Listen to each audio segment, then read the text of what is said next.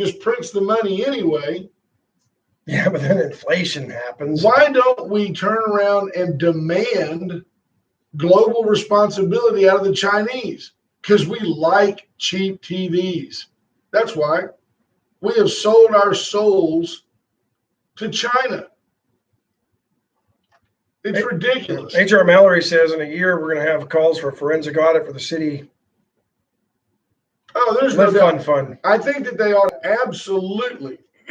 to absolutely record and post either on Wade and Carter, in the local paper, somewhere. It should be public knowledge. These are the 27 businesses that got money. Here's the status of their loan. Are they current or not? The land of public responsibility. You just don't get to slide in there, get 25 grand and walk out and nobody knows about it. It's our money. I worry long term that we're setting ourselves up for something that the city's going to have to fund over and over and over again, and we're going to lessen the definition of what is a crisis that requires the city to get involved. What did they call in this project over again? Something romantic. The Dreamer Fund, is that what it's called? Dreamers? Yeah, the Dream Fund is something that would be a fund that carries over from the. Here's the other problem I have with this. When the money comes back, we put it back in the fund, and then we get another 5% origination. I might have been more in line to go along with this if down the road there was a sharing of the profits a split back to the city. But there's no profit. There's no interest. Well, but other loans with this Dream Fund that's set up off some of the money set aside, and I'm not sure exactly how it gets funded, but I'm sure the 5% and the 70,000 they go and get leverage elsewhere, that there's money that sets up a Dream Fund, and a council member can call in 575-9509 and clarify if I'm mistaken on this after listening to the presentation last week. But they build this fund up, and it allows for more loans for startup businesses, at-risk businesses that can't go and get money from traditional lending sources, right? Right. And it's funded off interest from, I guess, similar type of loans. But all that interest goes back to Lift Fund. There's none of it comes back. So we put all the seed money in. They have no skin in the game, and no risk. Or if that's the case, then hey, the city should at least be able to recoup the $750 off future earnings. But there's no split of that interest. All the interest earned off those future Dream Fund loans goes back to Lift Fund and nothing back to the city. But here's where I see things happening. You have businesses that default, and all of a sudden that Dream Fund isn't where it needs to be, and a future city council goes, we need to make this whole. That's exactly what's going to happen. I've had a conversation with more than one city council member who that is their concern. What happens when that Dream Fund gets depleted? Hey, this program works. It works. We like being on that tip. It's been around for 15 years. Refund that. Put another $750,000 there. It's ridiculous. It's not civic government's role. We talk about unfunded mandates and the $1,200 checks costing every taxpayer $18,000 and putting $2 trillion onto the future. We're doing that locally with this. Pave the streets, provide for the safety of your people, and let the banks be the banks. Guess what? If these folks can't get a loan at a bank, there might be a reason. Think about it. I can't believe that a local banker's name was on this letter begging the city to get in the banking business. I had issues with some of the criteria. You only had to be in business for 7 months. Yeah, just since last August. You had to be in business last August, and your sales have to be down 15%. Well, everybody's are. Everybody's qualified. And the only other requirement was you had to maintain or provide for one job. There's our friend Pete Montana saying, hey, there was a time nothing from China was allowed in the U.S., and it wasn't that long ago. Those were the good old days, Pete. James Curry, well, we still don't let Huawei phones into the U.S. U.S. No. Canada, though, is let him everywhere. Don Moses checking in CWB and says Commissioner Burns is taxpayer $1.5 million in his reserve fund. You never know when you're going to need that, CW. You just don't ever know when you're going to need that. He could help twice as many businesses with that money. He could. So, Tell you what. You've been owly the last couple of days, though. Something's in your craw, and I don't know what it is. You got to be in your bonnet. Number one, I'm tired of being locked Cooped up. Yeah, but I am being respectful of the powers that be. And that it just goes against being a Texan. I hate to say it, we're going to have to get used to this with the recession coming. That's bound to follow. Yeah. People aren't going to be afford to do anything. No. Some normalcy is coming. On the other side of this break, I'll hint to you what it might be. Folks, today's a great day to get to Veracruz. Pick up Veracruz to go. Veracruz curbside. You can call them at 576-6015. 576-6015. Give them a heads up. Hey, it's 2:30. I'll be there at 5. I'd like to pick up an enchilada casserole. They'll have it ready. And they have been selling a boatload of enchilada casseroles and wanted me to thank you. There's a co-deal going here. Veracruz doesn't even know this yet. I had a visit yesterday with Tommy Taylor at Atzenhofer dealerships. Any new or used car that you purchase at Atzenhofer now gets you a $20 gift card for dinner on Atzenhofer at Veracruz. They're going to move that around and help other small businesses in town. That's the proactive type of contribution that I'm talking about. Go in, buy a gently pre-owned multi-makes. They've got every make and model over there. Or you can go in and buy a Chevy, Cadillac, Mazda, Mitsubishi. When you sign, you say, hey, Wade and Carter sent me. They're going to give you a $20 gift card to go over to Veracruz and spend it as Was my Lexus still there? It's still there. You may have to go buy that. They can push you over the top. Honey, I bought an enchilada casserole. I brought it home in this new car from Atzenhofer. Exactly. Don't forget, right now is a great time for all your service work. Get your vehicle back up to speed. They're still operating normal hours on their service department at Atzenhofer right now. Since 1926, folks. If you don't buy it today, they'll be there tomorrow. Go by and see them. White Trash Services, 550-1826.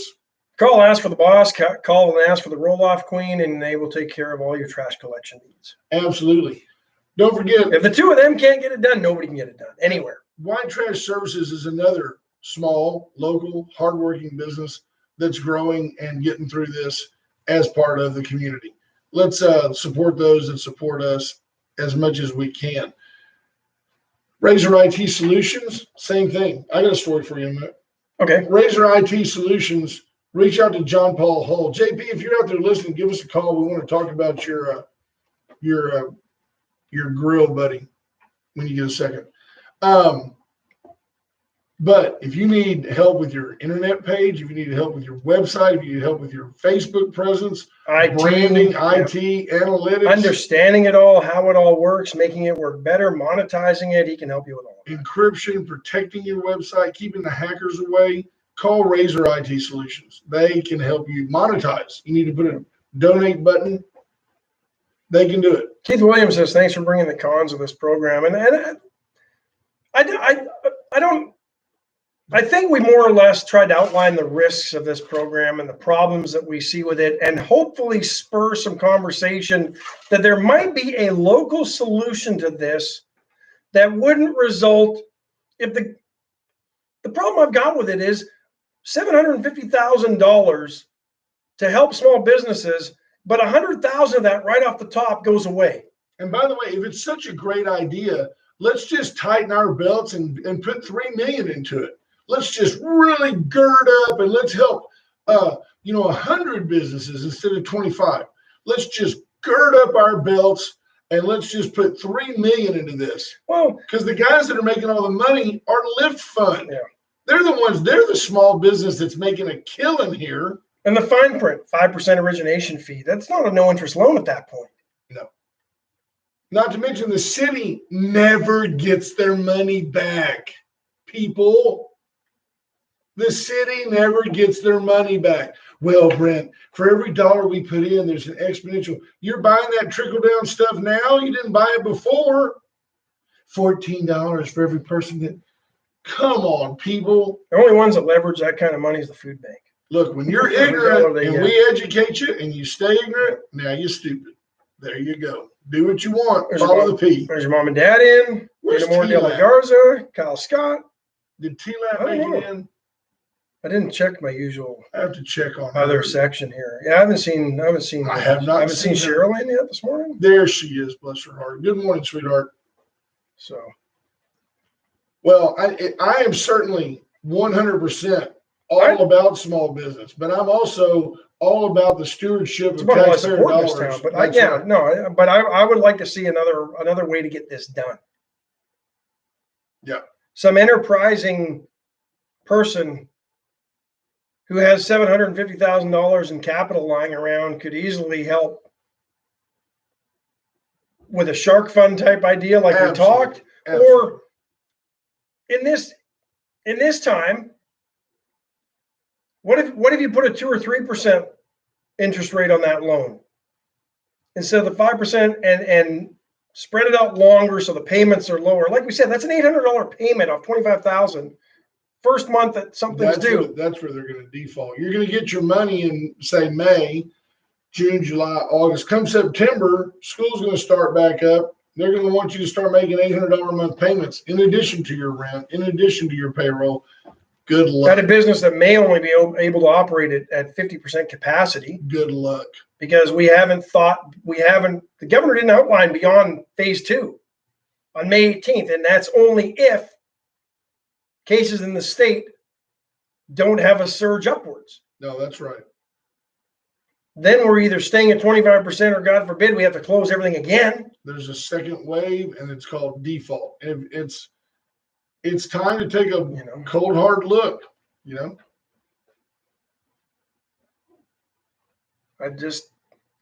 Let's see what Joe.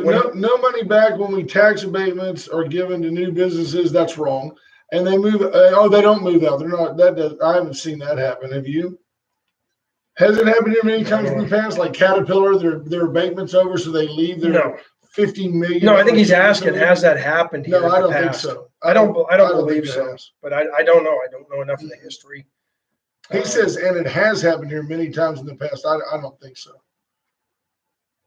Okay. Yeah, I don't know. But hey, if it has, tax abatements, and this is, what, you bring up a good point though, because I did visit with somebody yesterday that I highly respect, to the point that this gentleman is on the other side of this issue. And I made the comment, I said, look, I know that when you and I don't agree on something that I'm wrong because you're that smart, and he is that smart. And you look at it and you say, even he said this was kind of a token thing and you've got to do something. But I don't believe that we've had people just wholesale default on our abatements. And his comment was, you can't have Victoria at a disadvantage when Corpus is doing it, San Antonio's doing it. I said, but what's the disadvantage? You can't go there and take that money. You can't move your business there and then apply for their lift fund money. Joe Gomez says, you don't hear about it. I can name at least 3. Well, go ahead, Joe. They're gone. They defaulted. Tell us, name the 3 that you know of that got tax abatement money and left. You're not going to hurt anybody's feelings. Or feel free to call us, 575-9509. We're not arguing with you. No, I just want to understand who you know of. Yeah. Who do you know that got abatement money and then left when the abatement was over? Yep. Keith Williams echoing the same thing, says it has happened here more than once. I'd like to know. I'd like to know too. In fact, I'd like to call them out because they stole from us. I'd love to do that. But I don't agree that we're putting ourselves at a disadvantage, because you can't go and apply for the money in Corpus or San Antonio and El Paso if you're not a small business there and hadn't been one. So you're not going to pick up and move. Yeah, I'll go a step further. I would say I would be more for, on these small businesses, the city goes in and suspends their taxes. Suspend their taxes. The only way that costs the city any money at all is if they stay in business. If they go out of business, they weren't getting tax money anyway. Yeah, no. So let's do that. Instead of giving them money, let's give them tax abatement. And if they make it, they make it. If they don't, they don't. Keith Williams says a business that was at the Albertsons, was that call center, maybe? I don't know. They of got the old Albertsons and Berry Plastics. Berry Plastics was sure here a long time to not have outlived their abatement. Larry Lay checking in. Kirsten Stenell, good morning. Bill Buckert. So, but no argument, Keith. But, I'm just saying. But you know what? One thing this is doing, though, it's spurring conversation that I think needs to happen at a macro level, because the one thing nobody wants to talk about with this is we are going to face a huge economic downturn if things don't turn around really quickly. And the problem with this staged in plan, we turned off the switch, boom, like that. Right. We're using the dimmer switch to turn things back up to full brightness. We didn't turn it down slowly with the dimmer. We just went click off. Theater of the mind. Right?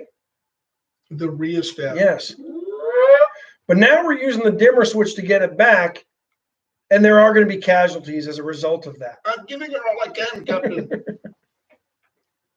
Damn it, Scotty. We need warp factor 7. We don't have much more power. I'm giving her all she can, Captain. There you go. I knew I could drag it out of you if I just worked at it a little. Oh, goodness. I don't know how much more she can handle. There you go. Now, right there, you drifted over into, that was something else. That was like Pirates of the Caribbean. No, I'm with you. That was more. It was Star Trek-y. That was more Fat Bastard from. Right there, you in my belly. I want him in my belly. Exactly. Hey, folks, today's a great day. You want to change things? You want to make your life better, like right now, like just turn it up to warp factor 7. Get over to Uncle Mud's Barbecue today. Drive through, get brisket, ribs, sausage, chicken, turkey. Just tell them that's what I want. I want a assemblage. I want an olio of meat. They'll hook you up. They still got all the side dishes. There are like 16 things on that sidebar. All of it dished out by their people. There's no buffet there. You just drive through. They'll hook you up. Give it for your family. You'll be glad you did it. Cheryl, call Cheryl at Gray Barn Design for your next function. 920-6803. You cannot go wrong. She's going to make your special day more special than ever. And it takes all the heat off you. When you walk in and go, that's exactly what I envisioned. And then she knows she's done her job. Yeah. Reach out on Facebook. You can reach her via email and all the other ways that you can connect as well. But there's also a great, what's the word I'm looking for? Portfolio? Is that the word? There's a bunch of photos of things she's done. The great job she's done in transforming venues into something that you're proud to be sitting in that you might not otherwise.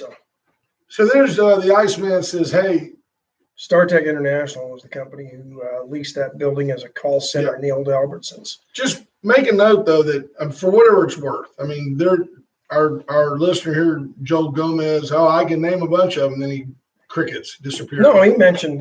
No, that was Keith. No, he mentioned Carlisle Plastics or something, too. Joel mentioned another. Carlisle Plastics was another. So Thank you. We need that participation. That's what I'm talking about. Scott Tomko checking in. Adam Dodger says, wondering if we will go into a depression. I'm hopeful we won't, but I can't see how we won't see a recession. And the one thing that kind of got some discussion yesterday, and I don't know how true this is because I didn't have time to fact check it, but you know, our farmers are producers of food. Struggling. Cattle producers having to slaughter cows, dairy producers having to slaughter cows, turn the ones they can into ground beef. Potatoes being dumped in Idaho, which I didn't think it was quite potato season yet, so I'm not sure how that happens, but didn't think it was potato harvesting time. But we're hearing stories of crops being left to rot, partially because there's nobody to pick it. But okay, get the homeless out there and let them pick it. Then they can eat it. I don't understand. Welfare reform. There's a way to do that. Able-bodied people getting into the fields and doing the work. But I understand that where people are starving to death in this country, and we're allowing food to rot in the field. We've got enough food in this country produced annually to feed the entire world, no doubt. But here's something that was brought to my attention yesterday. And again, I haven't had time to fact check it, but apparently we're still importing beef from other countries. Namibia or something. Yeah, that's the one I heard too. Namibia. Yet we've got beef here that can't be moved. Time for this federal government to start looking at cutting some red tape. Yeah, the strings there. They've got there's worries about breach of contracts because they've got a contract with a producer, and if they sell what they were supposed to give to them because they're not allowed to right now because, say, for example, schools are out. It's like institutional contracts. Yeah. So now there'd be a breach of contract if they took that product and gave it to somebody else because those folks can no longer deliver. To me, the breach of the contract's on the other end. Yeah. If they can't receive it, if they don't have a demand, that's not there. So they should be able to take that and go somewhere else. Absolutely. Especially if all they're going to do is give it away. Yeah. Well, again, we're not allowed to do that. Then the beef producers are upset because, hey, you're driving the price down by It all ties together. That's the scary part with this is this piece moves and this pawn moves, and it's all. That's why it's better to die trying. It's time for us to get back to work as a country. It's time for us to move forward as a nation. Sports fans are going to be happy, and I know it's been tough on guys like you and me who had nothing. Fine. Got tired of watching reruns of old games. I don't even like baseball anymore. NBA announcing plans for the reopening of team facilities, so that's at least a promising move. They can open facilities no earlier than May 8th, and I don't feel sorry for the sports stars because league minimum's $500,000 to $1 million depending on the league. They should be fine. I'm not worried about them, but at least for fans to at least have a little bit of normalcy. Practice facilities for the NBA can open May 8th as long as there's no stay-at-home order in place by the local government. No more than 4 players can be in a facility at a time. No coaches or assistant coaches can be present, but all major group activity remains prohibited, as well as scrimmages or full practices are not permitted as well. See, that would have worked perfect for like the 98 Bulls because the 4 guys, Pippen and Grant and Jordan, and Rodman wouldn't have been there anyway. He would have missed practice. And then June 8th, the PGA is going to play a tournament and no spectators, but at least golf will be back on TV. That'll be great. You don't really notice the fans in a golf tournament anyway, unless somebody gets hit by a ball or they're standing around the 18th green at the end, right? Larry Leahy, time to let my people go. I just heard like a Yul Brynner. I'm sorry, I went back to Iceman says, well, I've never had a giraffe steak. Right? Too soon, Ice. Too soon. You can make out of the neck, you can make great pasta sauce. You slow simmer those neck bones. You need a really big pot. There's the brother man. The brother man look today got a nice blue. Yeah. They cannot control this. Your caldo pot, your menudo pot, your spaghetti sauce pot for the giraffe neck bones to simmer. Can you remember like on the Eddie V Foundation, when Coach got up and said, cancer can take my body, but it can't take my mind, That's like Brother G. The COVID can take away my ability to commingle, but it can't take away my ability to be a sharp-dressed man. Caleb Shaw says he can't wait for baseball. I know he's being sarcastic. Of course he's being sarcastic. Lonnie Vickery checking in. Here's something that was interesting. There was a parade setting up at the KC Hall on Ben Wilson yesterday morning. One of the bins. You gonna sneeze? No. Okay. I'm trying to figure out how to phrase this. I get the idea, but everybody then commingled in the middle of the parking lot to figure out what they were doing. You're not solving the problem. You're not adhering right to we're all going to be in our social cars. Distancing. But before that, we're going to to all stand together and talk about have a 12-pack and talk about it. I was like, oh Lord. And then you wonder why so many people rely on the government. Yeah. Well, my office has meetings to talk about the meetings we're going to have a meeting. It's like, I feel like it's like being in leadership at a Baptist church. We just meet all the time to talk about what we're going to do. Instead of just doing it and letting the results speak for themselves, we meet to talk about it. Very frustrating. Yeah. Well, folks, we're out of here. Folks, have a great day. Stay tuned for Ralph and Gary. They'll be in here in a minute. Love y'all, boys. Go subscribe and like us on